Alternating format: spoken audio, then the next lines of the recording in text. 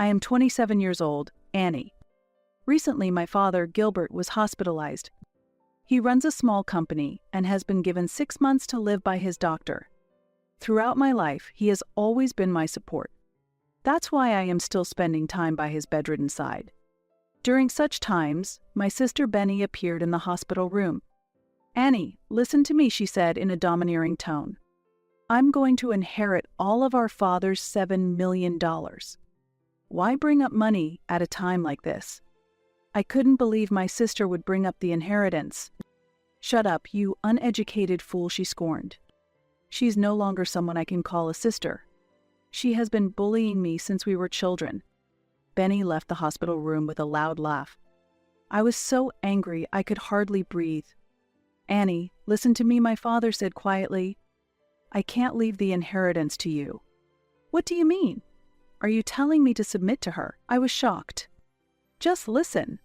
Actually, my father began to explain the reason. Looking back, I hardly remember getting along with my sister Benny as a child. Our mother adored Benny, always putting her first. In our lessons, Benny was the priority, and I was always left behind. I spent my time being bullied by Benny and her friends, crying.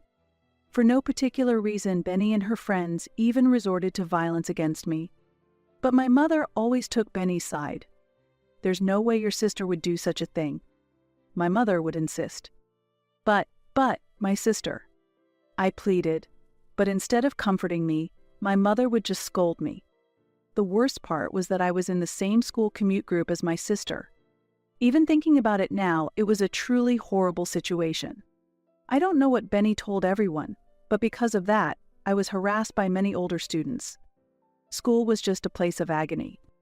I liked studying itself, but going to school was really tough. At school, I was bullied by Benny and her followers, and treated like a problem child by the teachers. Every time my mother was called to the school, I would come home to hear harsh words from her. Those days were like a living hell, truly a nightmare. I couldn't trust anyone, and there was no one I could rely on. I hated everyone: my mother, my sister, her friends, and the teachers. But there was someone I could depend on. That was my father. He ran a small factory. Though it was a small company, it was growing every year, thanks to my father's ingenuity and ideas. My only ally was my father, the president of this quirky company. When my father was home, I always stayed close to him. In front of my father, neither my mother nor my sister harassed me. Being by my father's side was the only place where I felt safe. It seemed that my father understood as well, for he always kindly accepted me when I cried and clung to his pants. He would also sternly reprimand Benny. When I was in high school, my father called out to me, "Annie, from now on I will be busier and won't be able to be with you all the time. No matter what Benny does to you, don't give up. Study hard and become strong." My father told me. "Yes, I'll try my best. I'll study hard so I won't lose to my sister." As a high school student, I understood. The only way to escape this life was to continue studying persistently. Even if I sought help from someone, somehow Benny would be the one praised. That's why I was determined to rise up on my own. Thanks to my mother paying for my tuition, I attended cram school and studied desperately. As a result of my efforts, I was able to pass the entrance exams to a top university. I achieved a higher level of education than Benny, who graduated from a third-rate university that only the rich attend. However, my sister told my friends and neighbors. Annie herself said that she only passed the university exams by cheating. It's really embarrassing to have a sister who doesn't make any effort and gets in through the back door using money. Because of this, my friends drifted away, and the local ladies started to look at me coldly. Despite that, I continued to study hard without being discouraged. I endured the harassment from Benny with patience and did not give in. As a result, I was able to achieve my dream of obtaining a lawyer's qualification. When I became a lawyer, my mother sided with Benny and made snide remarks. "You must have cheated, right? Can you really be a lawyer? There's no way you can do that," my mother coldly said. I decided it was a waste of time to care about their comments and ignored them. That was also a part of my strength. I became mentally stronger, not losing to baseless rumors. Benny, who only has a social standing but no real strength, was very different from me. My father praised me as well. You've done very well, truly admirable. Just like my daughter should be. You can become even stronger, and you are my pride. Then Benny appeared and said, You probably can't do it after all, right? Can you really handle being a lawyer? Since you got your qualification by cheating, you should quit being a lawyer before you cause trouble for others. Hearing this, my father sternly told her, You're the one who just plays around, always gives up easily, and just eats whatever you like, a complete waste. Try to learn a bit from Annie. That scolding from my father worsened the relationship between him and Benny at once. Looking back, that moment was a turning point in their relationship. I was able to stay on the right path because of my father's understanding and support. As a lawyer, I have been building up my accomplishments slowly but surely. I wanted to talk more about my work with my father, but I didn't feel like visiting my parents' home because Benny was there. My sister always had a hard time keeping jobs and would spend her time doing part-time or short-term work, but my mother never said anything harsh to Benny. You don't have to work hard because you'll take over after your father. My mother always coddled Benny like that. Even though I wanted to visit my parents' home, I was concerned about how the neighbors would see me. The neighbors, who still remember the stories Benny made up, are cold to me. So, when I go near my parents' home, I only call my father and we go out to eat, just the two of us. I try not to go to my parents' house unless necessary, but when I have time, I go out to eat with my father or talk to him on the phone. One day, when work was going smoothly, I sent an email to my father as usual, but there was no reply for several days. I wonder if he is too busy with work, I thought, but usually he would reply to an email after a few days. Feeling that something was off, I suddenly received a call from my mother, who usually doesn't contact me much. Your father has been hospitalized, my mother told me. What? I exclaimed in surprise and quickly rearranged my work schedule, rushing to the hospital near my parents' house. When I arrived at the hospital, I found my mother crying. No matter what I asked, she just cried and wouldn't tell me where my father was. So I contacted an employee of my father's company and got the room number. Even in such an emergency, my mother, who dislikes me, wouldn't tell me anything, and I was frustrated by the petty and self-centered emotions of people. Dad, it's Annie. May I come in? I quietly opened the door to the hospital room and entered. There, my father lay emaciated, and there was no one else in the room. Your mother just left. You came at just the right time. Dad, what happened? I was shocked by my father's frail appearance. Who told you the room number? My father asked. I got it from someone at your company. I see. Don't worry, I'll be all right. I'll be back to work soon, he said while coughing, but he didn't look like he could return to work anytime soon. As I was about to leave the hospital room, a doctor approached me. Are you his daughter? Yes, I am, I replied. The doctor took me to another room and explained my father's condition in detail. We found cancer. He has about 6 months to live, the doctor said. Hearing those words, I was lost for words and left the hospital. Since then, I have tried to adjust my work schedule to visit my father as often as possible. Day by day, my father continued to lose weight, and it was clear that his already slim body was becoming even more emaciated. It was obvious at a glance that his condition was not normal. One day, when I went to visit my father, my sister Benny happened to arrive at the same time. I unexpectedly ran into her. Why is the low-educated Annie here? Benny said. I wanted to scream back, who's the low-educated one here? But I held it in. Thinking about Benny, who stays at our parents' home doing nothing but playing around, made my anger boil. As I struggled to contain it, my weakened father groaned. Stop it, Benny. What are you doing here? I'm in this condition, and I don't have any money left to give you, my father said. Did you come here to get money even though Dad is like this? I can't believe it. That's really terrible. I screamed inwardly. I had a lot to say, but Benny spoke first. Listen carefully, Annie, she said with a domineering attitude. I'm going to inherit all of Dad's $7 million, and I won't give a single dollar to you. Also, you should renounce your inheritance. I will take over Dad's company, so don't worry. I was so dumbfounded by this that I was at a loss for words. discussing money in such a situation without any concern for our father's health. Benny left the hospital room laughing. Benny, who does nothing but gallivant around, says she will take over the company. I felt that such talk was nothing short of a joke. Benny is really the worst. I struggled to suppress my explosive anger. Listen carefully, Annie, my father said quietly. I can't pass the inheritance to you. What do you mean? Are you saying I should just submit to someone like her? I was shocked. It's okay. I couldn't hide my disturbance. Could it really be that my father has no intention of leaving me the inheritance? I told myself that receiving the inheritance isn't everything. Why is that? Just listen. Actually, my father began to explain the reason. After hearing about the current state of the company, I was at a loss for words. Listen, no matter what happens, don't even think about trying to inherit the estate. Okay. It's getting dark outside. You should go home now. You have work tomorrow, right? Prompted by my father, I returned to my apartment, which was a little distance away. The next morning, I was so busy with work that I didn't even have time to email my father. Later, my father's condition suddenly worsened, and although he had been diagnosed with only 6 months left to live, he passed away 2 months earlier. During the funeral, at the family meeting, I complied with my father's wishes and agreed to let Benny inherit everything. I confirmed the will with the lawyer in charge, and it too stated that all the inheritance should go to Benny. Hearing this, not only Benny but also my mother blamed me. A cunning person like you could never handle being the president of the company. That's right, both the company and the inheritance are all mine. Unfortunately for you, you'll be poor from now on.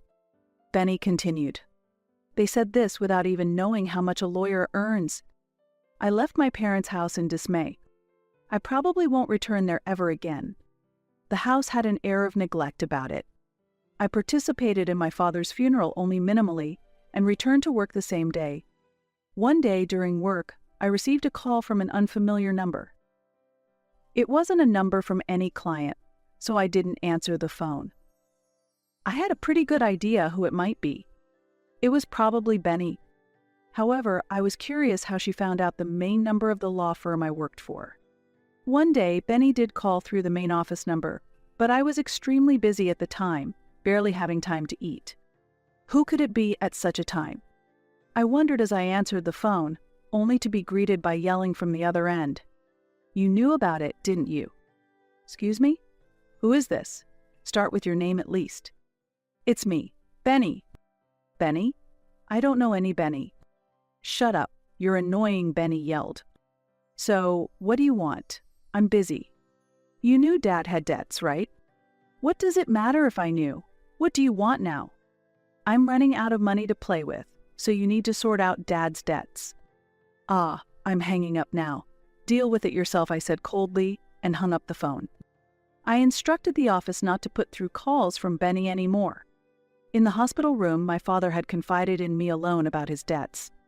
Benny had assumed the inheritance was $7 million and never dreamed that there was also $10 million in debt. Inheriting an estate doesn't always mean receiving only assets. Debts are inherited as well.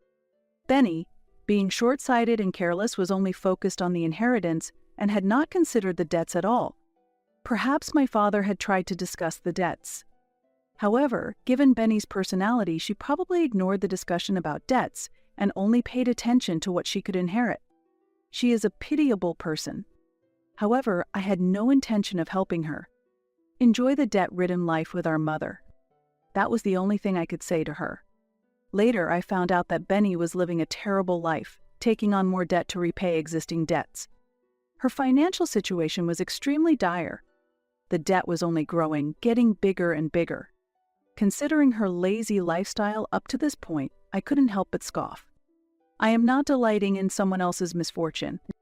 It's just that the many wrongs she has done to me over the years are finally coming back to haunt her. I had no intention of helping her. I felt it was just desserts. Afterward, my mother also called multiple times asking for money.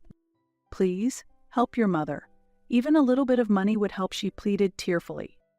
I was astounded by the request. All this time she only cared about my sister, ignoring me completely, and now she comes to me only when she's in trouble. What a naive idea. I instructed my office not to forward any calls from my parents' home, and I blocked my sister's and mother's numbers on my mobile phone. I even made sure that calls from public phones wouldn't connect. Nevertheless, they somehow changed numbers and called me repeatedly. It was as if they were standing on the edge of a cliff, screaming for help because they were about to fall. But I did nothing. In fact, I felt like I was saying goodbye and pushing them off the cliff. I never imagined that what my sister had done to me over the years would come back to her in this way. Later, another piece of news arrived. Incredibly, Benny was being sued by former employees of my father's company. The reason was unpaid wages. Benny had not paid the employees for 2 months. She must be cornered by her debts. It was a disaster waiting to happen. Moreover, the employees wanted to hire me as their lawyer. "Annie, you are diligent and honest. You're the only one we can rely on. Please do something about that, Benny," they said. I saw this as an opportunity and decided to protect my father's cherished company. I took legal action and removed Benny and my mother from the company.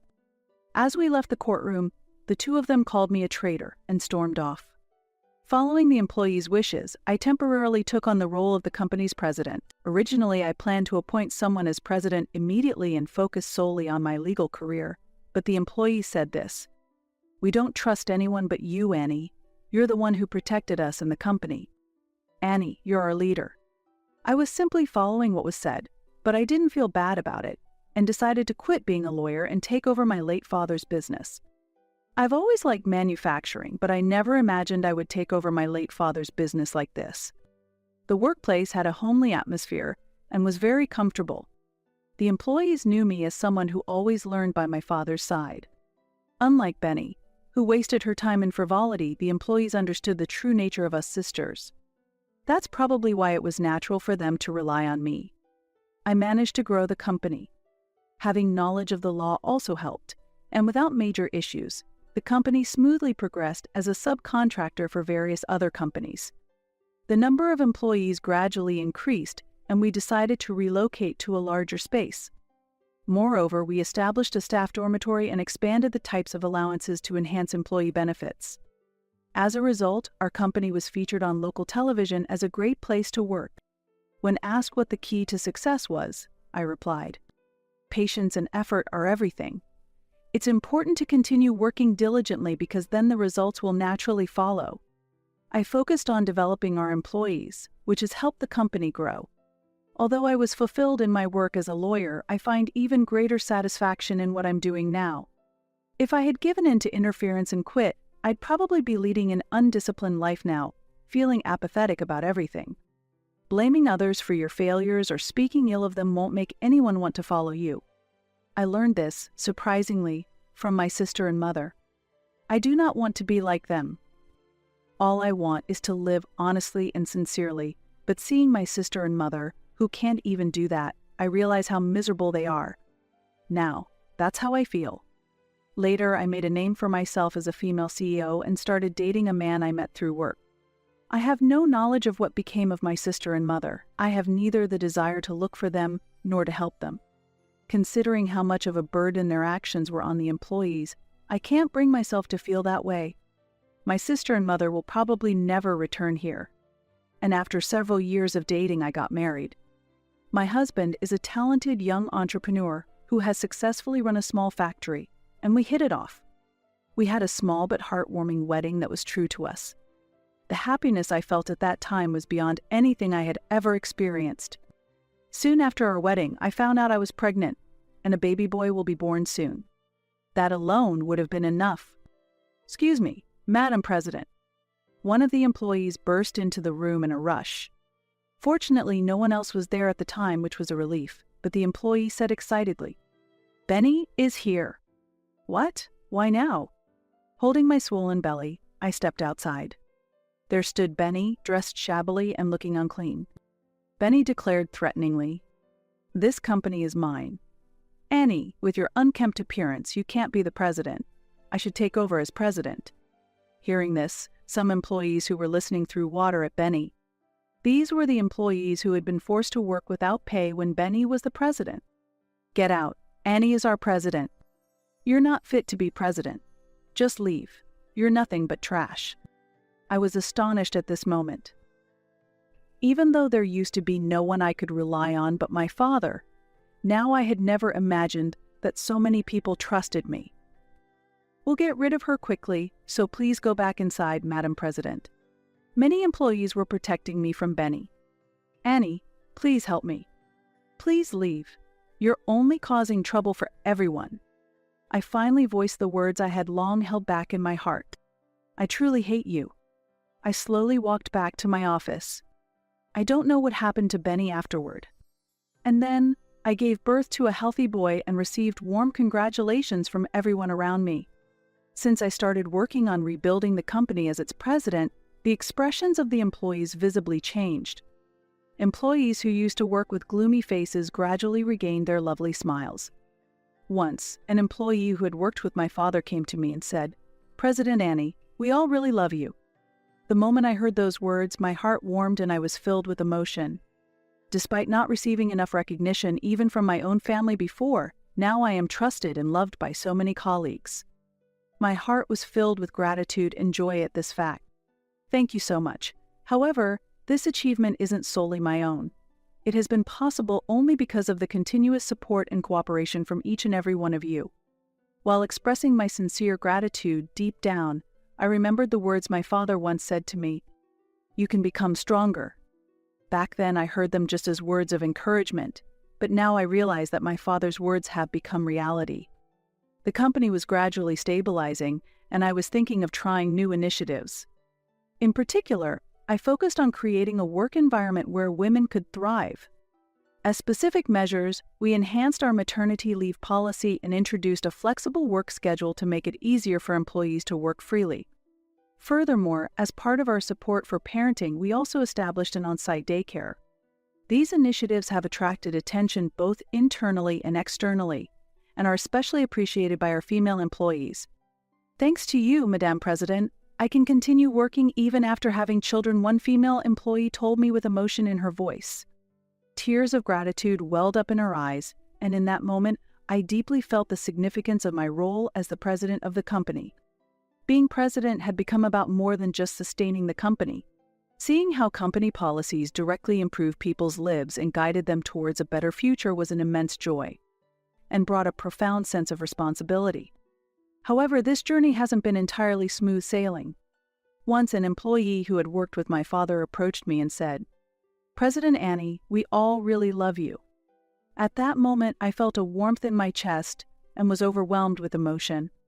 Despite not getting enough recognition from my own family, now I was trusted and loved by so many colleagues. This fact filled my heart with gratitude and joy. Thank you very much. However, this achievement is not solely my own. It has been possible because of the relentless support and cooperation from each one of you. While expressing my sincere gratitude, I remembered the words my father had once said to me, "You can become stronger." At the time, I took it as just words of encouragement, but now I realize that my father's words have become a reality. The company was gradually stabilizing, and I was thinking about new initiatives. Especially, I focused on creating a work environment conducive to women. At the company, we implemented more comprehensive maternity leave and introduced flexible working hours to make it easier for employees to manage their schedules. We also set up a daycare center as part of our parenting support. This environment garnered attention both inside and outside the company, and it was particularly well received by our female employees. Thanks to you, President, I can continue working even after having children. One female employee told me with a trembling voice filled with emotion. Tears of gratitude appeared in her eyes, and at that moment, I deeply felt the significance of my role as the president of the company. The job of a president had become more than just sustaining the company. Seeing how company policies directly improved people's lives and guided them towards better futures was an immense joy and brought a profound sense of responsibility. However, this path hasn't been entirely smooth sailing. In particular, as a young female president, I often faced opposition and criticism from traditional viewpoints within the industry. Is it really okay to have such a young female president? And she'll probably give up soon, were negative comments that occasionally reached my ears. Yet, no matter the criticism, I was never discouraged. I remained strong because of the importance of perseverance taught by my father and the experience I had gained from my efforts. During this time, I was unexpectedly contacted by the local Chamber of Commerce. "President Annie, could you give a talk at our place? We are running a program to support female entrepreneurs." The request was so sudden that I hesitated at first about what to answer. However, upon reflection, I grew increasingly convinced that my accumulated experiences could be valuable to women who were aspiring to start their own businesses. Moved by this thought, I decided to accept the invitation to speak. On the day of the event, as I entered the venue, many women sat with faces full of anticipation. I took this opportunity to honestly share my past experiences. Specifically, I talked about my complex family background, the criticism and difficulties I faced from society, and how I overcame each of these challenges. After the talk, a woman hesitantly approached me. "Actually, my family is opposed to me starting a business. But hearing your story, President Annie, I've decided not to give up," she said. I remembered the similar situations I had faced myself and told her, "You'll be okay. Value the people around you who support you, and keep believing in yourself." This simple advice, born from my own experience, made me realize that running a company is not my only role. I feel my presence and efforts can be a source of hope, especially for women facing difficulties. And gradually, my efforts began to be recognized by society.